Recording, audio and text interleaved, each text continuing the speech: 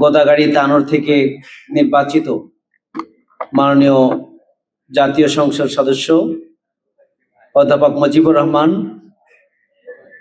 এখানে উপস্থিত সম্মানিত আরো দুইজন মাননীয় সংসদ সদস্য ডক্টর মাওলানা কেরামত আলী, ডক্টর মিজানুর রহমান, উপস্থিত সম্মানিত অতিথিবৃন্দ, সমবেত সুধীমণ্ডলী, প্রাণপ্রিয় উপস্থিতি, আসসালামু আলাইকুম ওয়া রাহমাতুল্লাহ।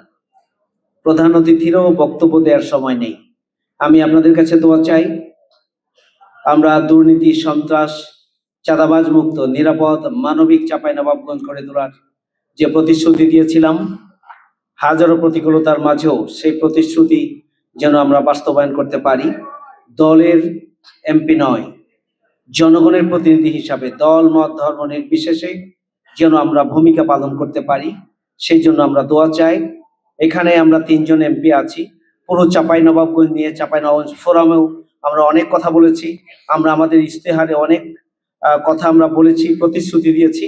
আমি আপনাদের সহযোগিতা চাই যে আমরা পুরো চাঁপাইনবাবগঞ্জকে একটি মডেল জেলা হিসাবে আগামী দিনে যেন আমরা গড়ে তুলতে পারি, সেই প্রত্যাশা ব্যক্ত করে আমার কথা শেষ করছি। সবার দোয়া চাই। আল্লাহ হাফিজ, আসসালামু আলাইকুম।